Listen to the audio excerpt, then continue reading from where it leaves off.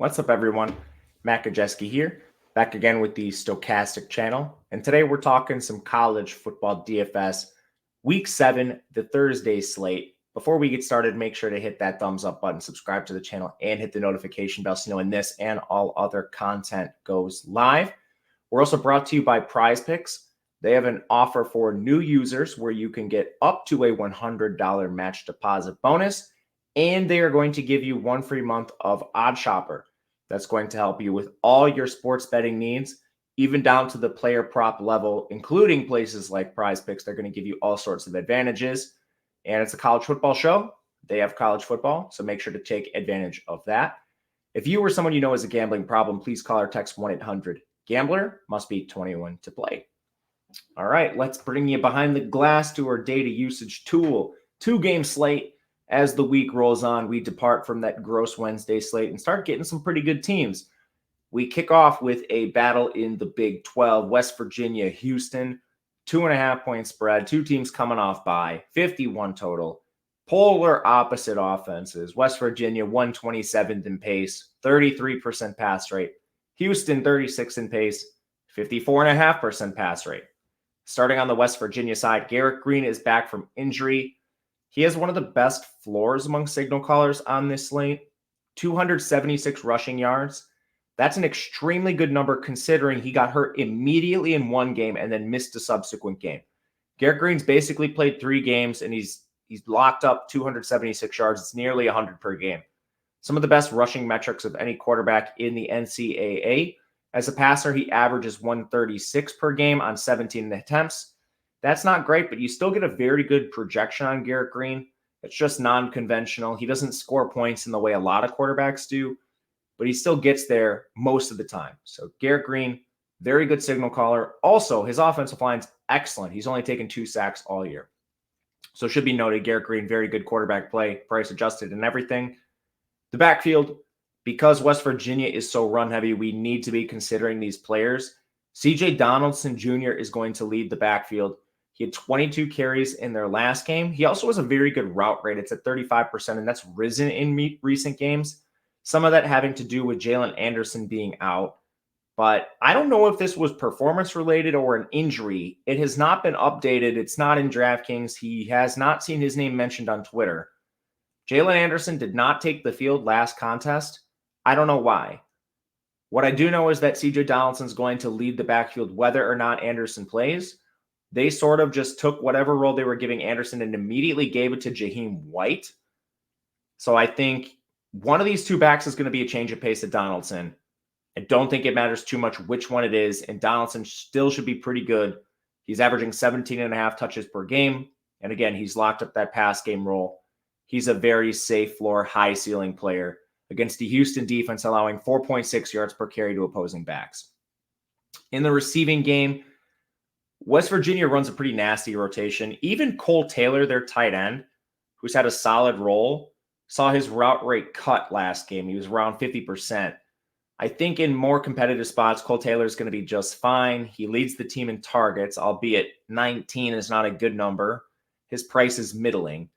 The top 2 receivers are likely going to be Devin Carter and Hudson Clement. 17 targets for Carter, 16 for Clement. Their route rates have both been fine, both been on the rise. Clement in particular is way higher than this 39% route rate on the year. Last week, he was above 70%. Some of that having to do with Cortez Braham leaving the team. So he's gone, this guy right here, Cortez Braham. He vacates 46% of routes. That had to go somewhere, and a lot of them did go to Clement. So that's worth noting. Some of them also did go to Traylon Ray and Rodney Gallagher. Both of their route rates have risen sharply. Gallagher specifically was north of 50% last game. He only has 9 yards on the year, but he's just coming off a 3-target game. If you need someone near the stone min at 3,100, he's now playing a much larger role in this offense. Preston Fox is kind of the guy smashed in the middle. I still would rank Fox ahead of Gallagher narrowly, but it's pretty close. And if you can't find the salary, I have no issue getting to Gallagher. Overall, the West Virginia pass catching core are guys you should sprinkle, not be focused heavily on. If you're making rules on an optimizer, I would not require a stack with Garrett Green. Houston, 2.5-point underdogs. Donovan Smith, the second best quarterback play on the slate, in my opinion. Pricing is extremely easy, so there's no real reason to be worried about his salary. FanDuel's a different story, but Smith scores points almost complete opposite of Green. He averages 39 pass attempts per game, 269 yards. He still has some mobility. 163 cumulative yards this year is very good. West Virginia's defense is vulnerable in the secondary. They played a lot of run-based teams and teams that can't score, but per Pro Football Focus, they rank outside the top 100 in coverage. That was their issue last year. So Donovan Smith should have some aerial success in this game. In the backfield, they're now fully healthy, so it's a four-way committee. Parker Jenkins, their freshman, leads it. He's ahead of Tony Mathis, second, Brandon Campbell, third, Stacy Sneed, fourth. But Sneed plays a very particular role. He's a pass game specialist. So while he's fourth in carries, he's probably second or first in terms of routes run. Jenkins has been pretty decently involved in both. But you just have to know he's ceding work to players all over the place. And West Virginia is very good at defending the run. I have no interest in Mathis, Campbell, Sneed outside of massive tournaments. But Parker Jenkins, I think, should be a guy you look to mix and match. Receiving game is where we really want to focus attention here. Samuel Brown, 100.6 yards per game, 90% route share, 9.2 targets per game. Elite player. Behind him, Matthew Golden, Joseph Manjack, both averaging over 50 yards per game. Route rates locked in. I think you want to look at both of these players. From there, Stephon Johnson, his route rate's been between 25 and 30% most games. He's averaging 2.4 targets per game. The one situation to monitor, Joshua Cobbs missed the last game, the Wyoming transfer. With him gone, Dalton Carnes had a 50% route share and saw 5 targets. Carnes played well, so I expect his route share to somewhat persist. I don't think he beats out Golden, Manjack, or Brown, but if he has like a 35 to 50% route share at the expense of Cobbs and Johnson, that wouldn't be too surprising. Aside from that, they rotate tight ends Mike O'Loughlin and Matt Burns, basically about a 35% route share for both of them. I'd rather just play Carnes at 3,500 than try to get one of these tight ends right. All right, before we move on to the next game, I want to tell you about everything you're looking at. We have a DFS package over at Stochastic, and the link is in the video description below. It gives you access to player projections. It gives you access to ownership projections, data tools. We have one for game-by-game matchups if you're a bettor, and it just helps you look at game environments, as well as this very tool you're looking at right now. So if you don't want to squint anymore and take a look at some of these metrics that we have, you can go over to Stochastic, and this is laid out for you where you can interact with it yourself on your own time and find everything in the weeds with the data. Link, video description below. Make sure to take advantage of that. It's also my baby, so if you want to just support me, I would greatly appreciate it. And thank you if you've already done so.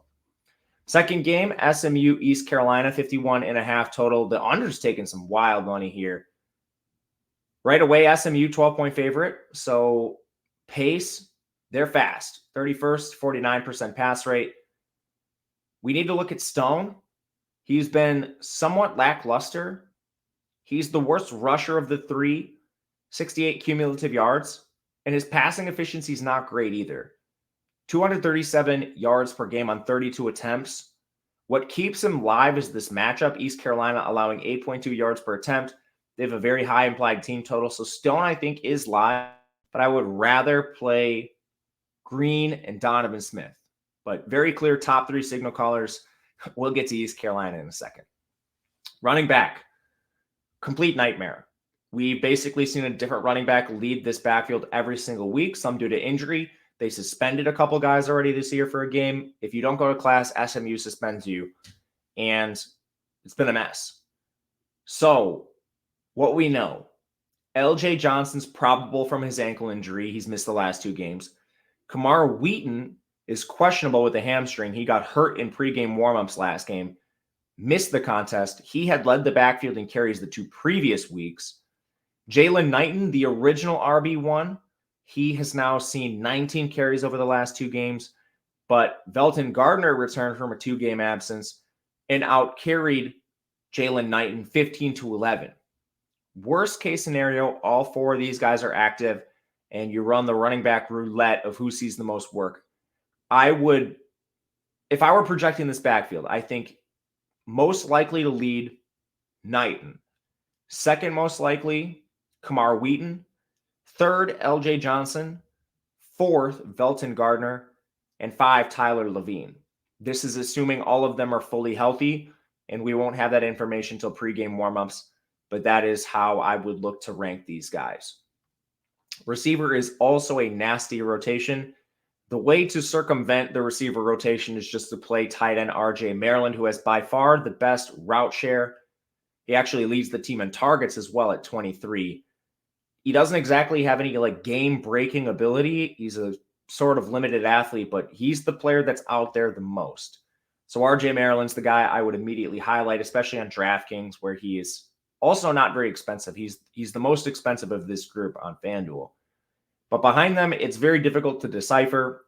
The player that leads the team in route share on the year is Jake Bailey. But last game, Keyshawn Smith and Romello Brinson led the team in routes. So you're seeing this ebb and flow week in, week out, just like running backs. Aside from Jake Bailey, Keyshawn Smith, and Romello Brinson, Jordan Curley's also been really involved on the season. He has the second highest route share. Then you have Moochie Dixon, Moochie Dixon, Roderick Daniels, and Jordan Hudson all playing somewhere between 20 and 35% of the routes too. My plan is to mix and match these guys for tournaments. If I were playing just one, it would be Maryland. Second, I would go Bailey. Third, Keyshawn Smith. Fourth, Brinson. Fifth, Jordan Curley, I guess. Then Moochie Dixon, Daniels, and Jordan Hudson. What a mess. East Carolina, 63rd in pace, 53.5% pass rate. They've given most of their snaps to Alex Flynn recently, but they still have packages for Mason Garcia because he's just way more mobile. You're going to see both guys in this game most likely.